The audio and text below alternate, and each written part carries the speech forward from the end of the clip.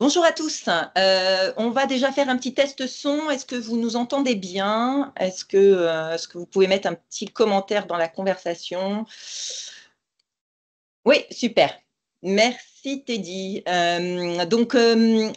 Bonjour à tous. Bienvenue dans ce webinaire à tempo consacré au lancement de l'INA 7.1. Le webinaire est enregistré, donc on vous fera parvenir le replay dès que possible dans la journée. La session durera à peu près une trentaine de minutes. On allouera quelques minutes à la fin pour répondre à vos questions que vous pouvez poser dans l'onglet questions que vous avez en haut de votre écran. Aujourd'hui, nous avons donc deux intervenants. Donc, Sylvie, notre product manager sur l'INA. Bonjour Sylvie. Bonjour Cécile, bonjour à tous. Donc, Sylvie sera à la manœuvre pour tout ce qui est démo. Et puis, nous avons donc Geoffrey, notre PMM sur nos solutions data protection. Merci. Bonjour Geoffrey. Bonjour Cécile. Bonjour Donc voilà, je pense qu'on est prêt pour commencer. Je vous laisse donc entre de bonnes mains. Geoffrey, à toi. C'est parti. Allons-y. Bienvenue. Merci d'être là pour cette sortie de nouvelle version de l'INA, donc l'INA 7.1. On s'était quitté en début d'année avec la sortie de l'INA 7.0 qui permettait la sauvegarde vers des destinations cloud. Aujourd'hui, on va vous présenter un petit peu toutes les évolutions qu'apporte cette 7.1 et notamment l'immuabilité vers le cloud, vers les destinations de sauvegarde cloud. On va expliquer un petit peu en détail comment ça fonctionne. On vous fera, comme l'a dit Cécile, des démos en fin de session. Et voilà un petit peu ce qu'il y a au programme de cette version. Donc on a cette immuabilité cloud apportée grâce à l'Object Lock sur les stockages objets type S3. On a une nouvelle interface également, interface web pour la restauration. On vous montrera ça bien en détail avec Sylvie. Des nouvelles options pour le backup des NAS également. Autre grande nouveauté, les plages horaires de protection. On va offrir la possibilité maintenant de créer des plages horaires sur lesquelles l'INA va être en capacité d'effectuer les sauvegardes ou de ne pas les effectuer. Ça, c'est une grande nouveauté côté l'INA. La supervision avec la connexion aux environnements Prometheus et Grafana pour récupérer ces informations et pouvoir les afficher sur Grafana, par exemple, pour monitorer un petit peu son environnement de sauvegarde. Et également, on va offrir la possibilité, dans le cas des configs en multiserveur, de déplacer des agents entre les nœuds. Donc voilà un petit peu pour le programme. Je lance tout de suite. Je commence par la sauvegarde vers S3 avec l'Object Lock. Donc l'INA 7.0 introduisait les stockages S3 comme destination. Stockage S3, donc stockage objet, qui permettent de réduire les coûts de sauvegarde, les coûts de stockage, grâce à la scalabilité notamment du stockage S3, mais l'Object Lock, donc la fonctionnalité qui permet de gérer l'immuabilité sur ces stockages, n'était pas prise en charge par l'INA. C'est aujourd'hui le cas. Donc aujourd'hui, à partir de l'INA 7.1, si vous sauvegardez vers un stockage objet S3, vous aurez la possibilité d'activer l'immuabilité, d'activer l'Object Lock sur votre bucket S3, ce qui vous garantira une immuabilité totale des données stockées sur votre stockage. C'est ADE qui va se charger de gérer l'immuabilité. Je vais vous montrer dans la slide d'après comment ça fonctionne sur un stockage on-prem, un stockage S3 on-prem. Mais voilà, l'idée, les bénéfices de cette fonctionnalité, c'est vraiment de profiter des coûts de stockage S3 et en même temps d'augmenter son niveau de résilience cyber grâce à l'immuabilité des données. On sait que l'immuabilité, c'est une des réponses, notamment face aux problématiques de ransomware, des virus qui viennent chiffrer vos données sur la destination de sauvegarde. Ici, une fois que l'immuabilité est activée sur vos données, le CryptoLocker ne sera pas en mesure de chiffrer les données qu'il rencontre. Tout ça, toujours en maintenant la déduplication des données vers S3 exactement. Enfin, c'était déjà le cas en Lina 7. Ça aussi, voilà, la force de Lina, c'est de pouvoir fortement dédupliquer les données qu'il stocke et donc toujours obtenir un gain de place, de stockage. Donc, comment ça fonctionne un S3 on-prem? Donc, première chose à savoir, c'est que voilà, Lina va pouvoir adresser à la fois du S3 cloud public, type AWS, OVH, Wasabi, et aujourd'hui, au guide de compat, il y a ces trois, mais on pourra, je pense, agrandir, si besoin, encore les compatibilités. Pour le stockage objet on-prem, Scality et Quantum sont supportés également en destination. Donc, comment ça fonctionne? Une fois que vous avez créé votre bucket côté stockage objet, vous activez l'option d'immuabilité depuis le bucket. À partir de ce moment-là, voilà, la rétention va s'appliquer sur le bucket en mode legal hold. Donc c'est Lina qui va se charger de ça. Et les fichiers seront rétentionnés jusqu'à ce qu'ils ne soient plus utilisés. Donc ça vous fait voilà, une vraie immuabilité sur les données que vous allez stocker sur votre bucket.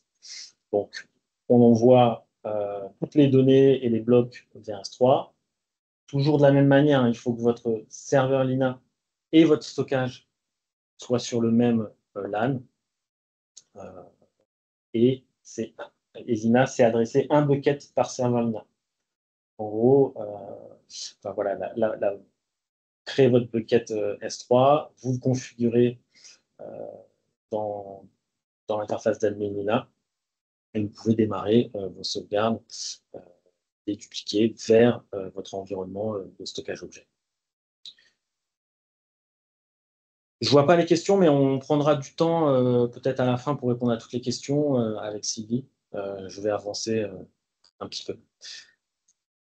Autre grande nouveauté, la nouvelle interface web de restauration.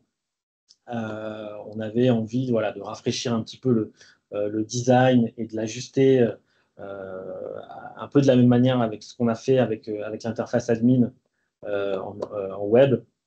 Aujourd'hui, c'est toute la partie restauration web qui a été redessinée, revisitée. Voilà, on a des nouvelles options que je vais vous présenter dans quelques instants. Mais l'idée, toujours la même, hein, simplifier l'usage du produit, le rendre plus agréable à l'usage, plus facile, plus rapide. C'est toujours ça qui nous anime côté UI, côté amélioration interface utilisateur. Donc, dans le détail, on a une nouvelle option qu'on appelle la Quick Resto, qui va vous permettre très rapidement de venir récupérer les fichiers, les derniers fichiers supprimés de votre environnement. Lina va tout de suite scanner, voilà, va vérifier les derniers fichiers supprimés, il va vous les proposer, vous pourrez les restaurer en quelques clics, vraiment super simple, super rapidement. On a toujours l'assistant de restauration et tous les modes de restauration qui étaient déjà présents dans les précédentes versions, donc la recherche par nom, par emplacement, par dernière modification. On a toujours le menu parcourir qui va permettre de naviguer dans l'arborescence de vos fichiers de sauvegarde. On a toujours le mode batch qui va permettre de restaurer des fichiers sur plusieurs machines ou restaurer plusieurs agents en simultané également. Et enfin, le mode activity qui fait son apparition, où là, en un écran, vous allez avoir toute votre activité de restauration récente et en live également. Et c'est également l'endroit où vous allez pouvoir gérer vos liens de téléchargement de restauration, puisque lorsque vous voulez restaurer, vous pouvez soit restaurer instantanément vos fichiers, ou alors créer un lien de restauration pour le restaurer plus ultérieurement ou pour l'envoyer à un collaborateur, si vous êtes MSP, un client qui puisse en autonomie récupérer ces fichiers. Nouvelle fonctionnalité, ce n'est pas vraiment une nouvelle fonctionnalité, mais toutes ces étapes-là dans l'interface, on a mis en place des petits tutoriels qui vont guider un petit peu l'utilisateur sur les différentes sections, les différents boutons. Voilà. Une fois qu'on l'a parcouru, on peut le masquer, bien évidemment. Mais voilà, toujours dans cette idée de simplifier l'usage, on est guidé, on a une espèce de pas à pas pour pouvoir, voilà, de bout en bout, restaurer, encore une fois, ces fichiers de la manière la plus simple possible. La sauvegarde des NAS également, quelques nouveautés. On a introduit il y a quelque temps un nouvel agent pour la sauvegarde des NAS Synology. Ça nous a été beaucoup demandé depuis, avec les retours terrain. Donc on a notre dernière version de l'agent NAS Syno qui prend en charge les Syno DSM 7.2, qui est déjà disponible, qui a la particularité d'avoir Inotify d'activer, pouvoir faire du CDP, de la sauvegarde en continu des NAS Synology. Donc voilà, l'idée, c'est vraiment de venir toujours plus offrir des meilleures performances sur les backups de NAS Synology et en même temps simplifier également l'usage de cet agent. On le simplifie, donc préalablement, pour récupérer ces agents, c'était un peu compliqué, il fallait se déloguer, il y avait une liste d'agents qui était disponible sur la page de login. Aujourd'hui, voilà, je l'ai mis en picto, il y a une petite section, il y a un petit icône dans la partie agents qui va vous permettre d'aller atteindre la liste de tous les agents Lina disponibles. Et c'est dans cette liste qu'on va retrouver l'agent NAS Synology pour effectuer le backup des NAS Syno. Toujours dans la sauvegarde des NAS, on va permettre également la prise en charge des NAS autres que Synology. Donc dans l'exemple, j'ai mis par exemple les NAS QNAP, les NAS Asustor. Voilà, prendre en charge tous les NAS grand public via les points de montage réseau NFS, CIFS. Là, vous allez pouvoir récupérer via l'INA, encore une fois, l'intégralité du contenu de votre NAS pour le sauvegarder.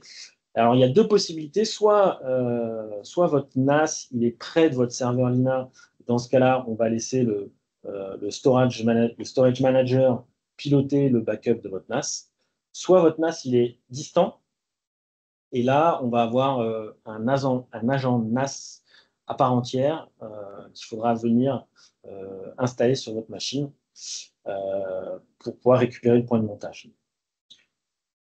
Bénéfice, bon voilà, l'idée c'est d'offrir la compatibilité NAS la plus importante que possible. Et aujourd'hui, grâce à cette nouvelle méthode de backup des points de montage, pouvoir offrir, voilà, soit en NAS Syno, en NAS QNAP, en NAS Asustor et même d'autres, va pouvoir prendre en charge le backup de vos NAS. Attention, pour cette sauvegarde des points de montage, on n'a pas de CDP, il n'y a pas d'Inotify pour l'instant, en tout cas. Donc, ça va être full scan du NAS à chaque fois que vous allez lancer votre sauvegarde. Ce qui n'est pas le cas pour l'agent NAS Synology, par exemple. Pour la partie plage horaire de protection, encore une fois, donc là, pareil, grande nouveauté, on va venir définir des plages horaires durant lesquelles les sauvegardes peuvent s'effectuer.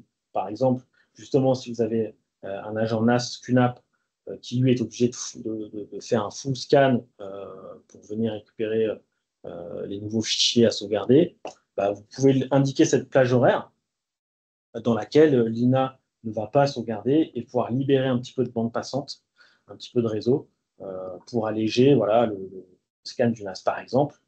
Et donc l'idée c'est vraiment de profiter des heures creuses entre guillemets pour effectuer les sauvegardes.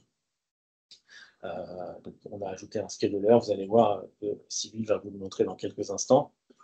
C'est très simple, c'est des plages qu'on vient activer par défaut, des plages dans lesquelles on a la possibilité de sauvegarder toutes les données. Encore une fois, optimisation des performances, meilleure gestion de la bande passante réseau, toujours dans cette idée de Dina, continue d'innover, toujours dans cette idée d'optimisation de la bande passante. La supervision améliorée, je vous le disais en introduction, on a, avec cette version 7.1, peut utiliser les données de l'INA pour les injecter dans des outils type Prometheus Grafana et avoir voilà, la supervision intégrale de tout son environnement de backup, l'INA. Encore une fois, je laisserai Sylvie vous présenter un petit peu plus en détail dans quelques instants. Mais l'idée, voilà, c'est de s'appuyer sur des outils vraiment professionnels, plus voilà, data visualization, avoir des choses vraiment, des codes couleurs qui permettent voilà, tout de suite, en quelques instants, de repérer des anomalies, de tout de suite voir si tout se passe bien, si, voilà, comment est l'activité, suivre l'activité matérielle, les performances, le monitoring des agents, se créer des alertes, se créer des dashboards personnalisés. On peut faire, il y a plein de possibilités offertes par Grafana notamment. Donc ça, c'est quelque chose aussi, voilà, on nous a demandé la supervision des serveurs Lina, c'est quelque chose qui est très important pour nombreux d'entre vous. Déplacement des agents entre nœuds, si vous êtes en mode multiserveur, aujourd'hui, voilà, je fais une petite animation très simple, mais on va pouvoir déplacer les agents et leurs blocs entre nœuds. Par exemple, si vous changez d'organisation géographique, vous changez de service, il y a des agents qui changent de service, ça va être beaucoup plus simple voilà, de changer, d'attribuer les nœuds aux agents. On va pouvoir, depuis cette version 7.1, pouvoir déplacer entre nœuds un ou plusieurs agents en fonction. Parmi les autres améliorations de la version, quelques petites choses, hein, on a la doc qui est disponible depuis l'interface web maintenant. On a également voilà, des petites améliorations UI, et notamment sur les tuiles de notification. On va recevoir, voilà, elles vont permettre de voir un peu plus d'informations qu'auparavant. On a également introduit des numéros de série par agent. Ça, c'est le numéro de série matériel qui est remonté par le matériel et qui va permettre voilà, de filtrer, pouvoir retrouver son matériel plus rapidement. Et je l'ai déjà dit, mais on a une page dédiée dans l'interface également au téléchargement des agents. Donc, c'était quelque chose aussi qu'on nous avait demandé, la gestion, voilà, avoir un espace dédié pour la liste des agents disponibles. C'est chose faite avec cette version 7.1. Et puis rapidement, voilà, ça c'est les petites améliorations. Donc on a ajouté les drivers Virt.io au BMR. On a voilà, quelques améliorations côté tenant selection, les rapports les viewing reports. Et on a une vue du taux de dédupe et du volume stocké des nœuds en mode multiserveur également. Voilà, c'est des petites choses qui viennent compléter les release notes de cette version 7.1. On va passer à la démonstration qui va être animée par Sylvie et qui va vous permettre de voir voilà, en live à quoi ressemblent toutes ces améliorations, toutes ces nouveautés. Okay, Sylvie, merci. je te passe la main. Merci Geoffrey. Effectivement, je vais vous donner un petit aperçu donc, à quoi ressemblent toutes ces nouveautés dont Geoffrey nous a parlé. Donc, pour ce qui est de la restauration, donc aujourd'hui dans l'interface d'administration, donc vous pouvez directement lancer des restaurations. Donc, la première étape, c'est d'avoir un jeton. Soit un jeton de resto, soit vous pouvez continuer à utiliser comme avant l'email de l'agent qui à ce moment-là va recevoir un code. Là.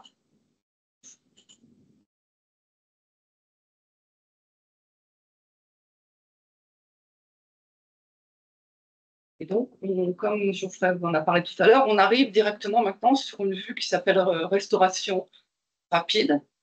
Alors, désolé pour ce nom, on n'était pas très d'accord entre nous. Je ne voulais pas que ça fasse trop McDo, mais bon, on est encore en train d'y réfléchir. Si vous avez des suggestions, merci de nous les envoyer. Bref, donc là, je vois que j'ai 3 fichiers qui ont été supprimés depuis les dernières 3 semaines. sachant qu'ici, je peux régler en fait, changer de jour. Bon, là, ils sont tous dans les 3 jours. Et si vous voulez être encore plus précis, vous pouvez descendre au niveau des 3 dernières heures, 3 ou 4 ou 5. Voilà, donc là, je suis sur les 3 derniers jours.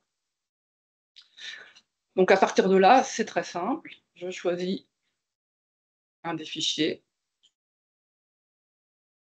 J'appuie sur Restore. Là, il me propose des options de restauration, mais moi, je veux restaurer direct. Je ne veux pas récupérer de lien de téléchargement. Donc, je lance la resto. Et là, du coup, je choisis où je veux restaurer.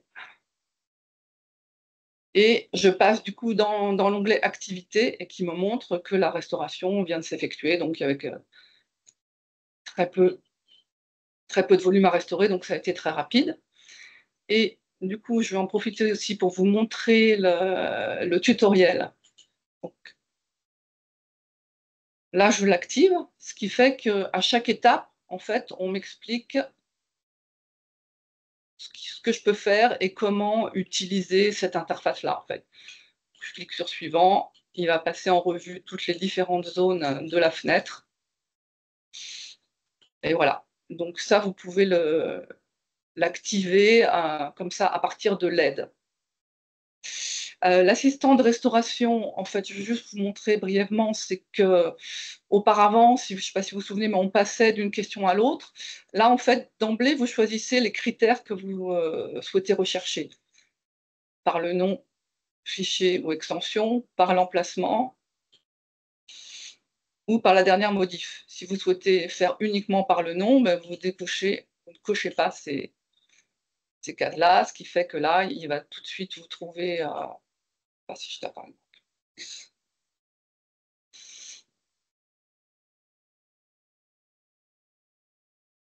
Alors, il va tout de suite aller me chercher la liste de tous les fichiers Excel. Voilà, pour ce qui est du parcourir, ça n'a pas changé, c'est toujours comme avant. Donc maintenant, je vais revenir sur l'interface d'administration.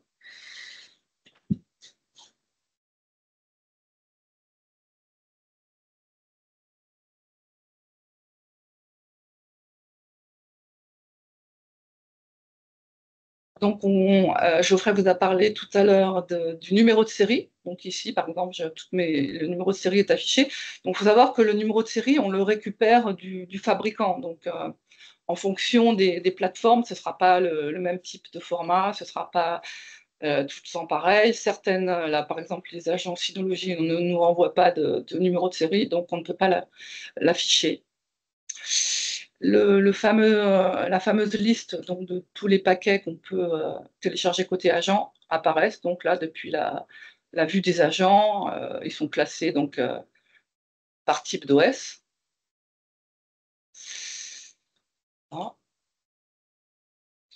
Ensuite, donc, pour ce qui est des plages horaires, donc ça se passe au niveau des stratégies.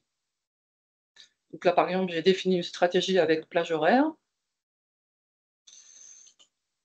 Et donc, j'ai ce petit schéma ici là, qui me permet donc de définir les plages horaires pendant lesquelles la sauvegarde va pouvoir être active.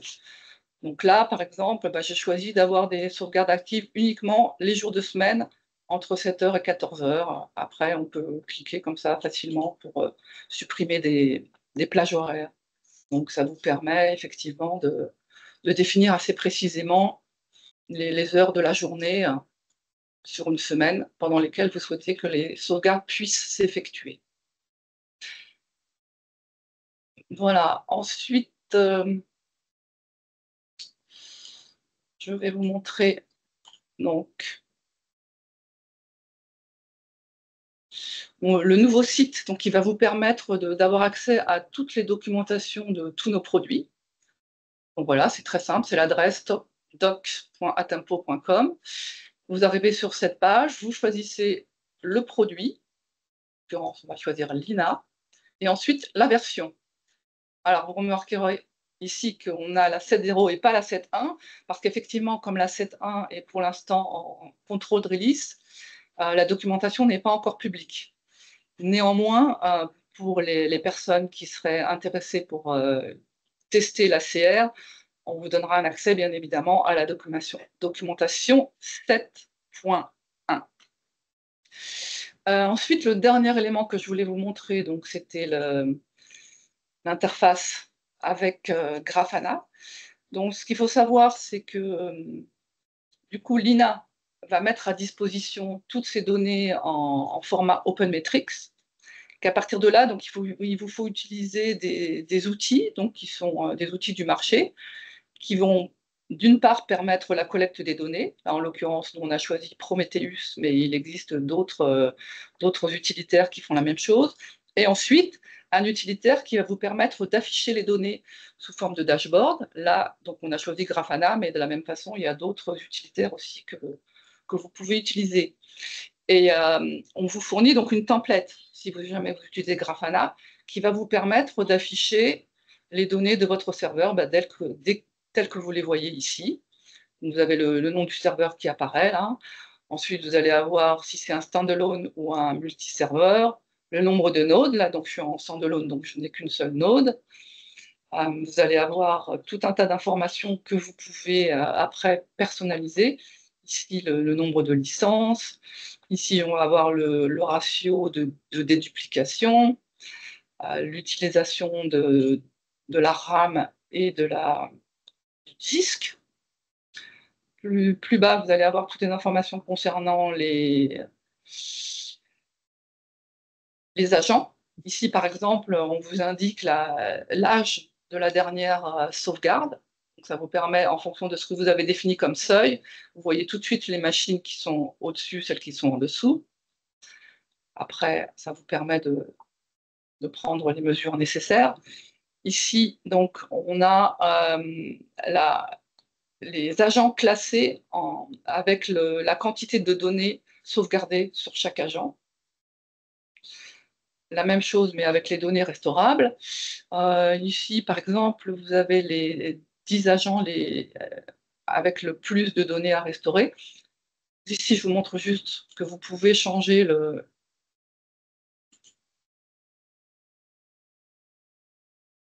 Là, c'est une pie chart, par exemple, mais si vous voulez passer sur bar chart, vous pouvez changer ici assez facilement. Voilà, donc un petit aperçu de tout ce que Grafana vous permet d'afficher pour faciliter la supervision de vos sauvegardes.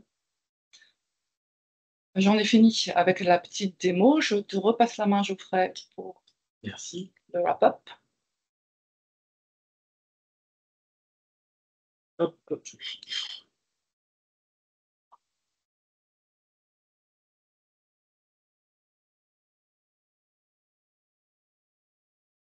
Super. Donc voilà, merci Sylvie. On...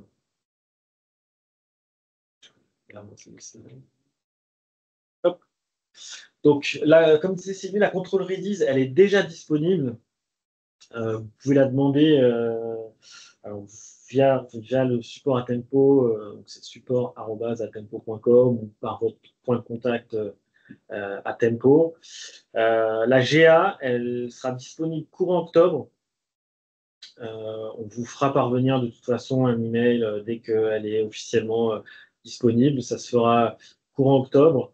Mais encore une fois, la control release, elle est déjà bien mature. Vous pouvez la demander, faire vos tests avec sans souci. Qu'est-ce que je pourrais rajouter On va peut-être prendre du temps maintenant pour répondre aux questions. Alors, j'ai vu que dans le chat, il y avait pas mal de questions.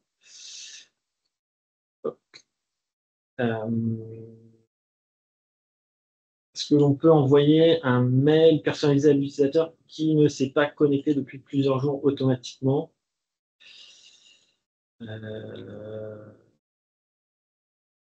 J'imagine que c'est si un utilisateur, en fait, le backup d'un agent ne se fait plus depuis quelques temps.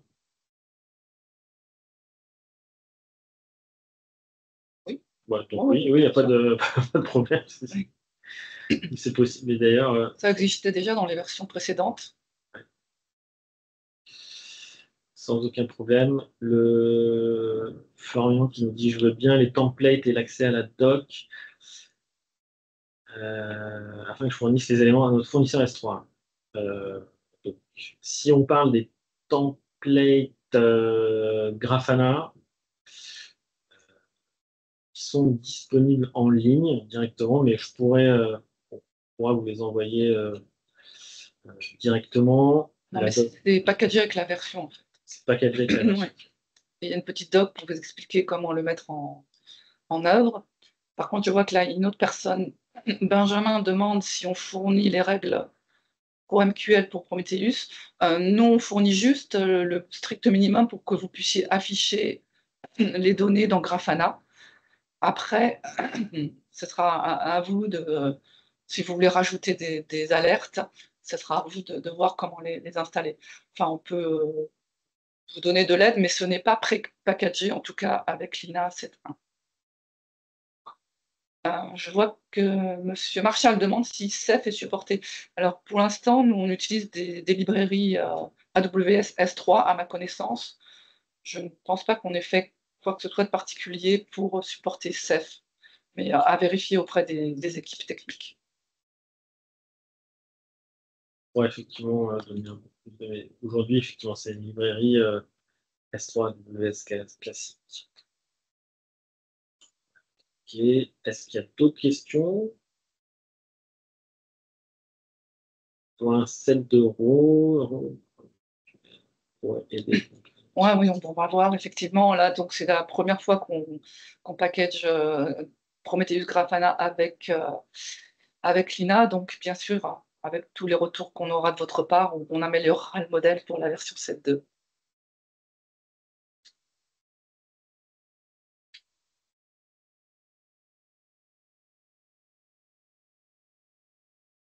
Est-ce qu'il y a d'autres questions? Sinon, je pense qu'on va. Ah, oui, tant que on a un accès à la doc. Ok, bien noté.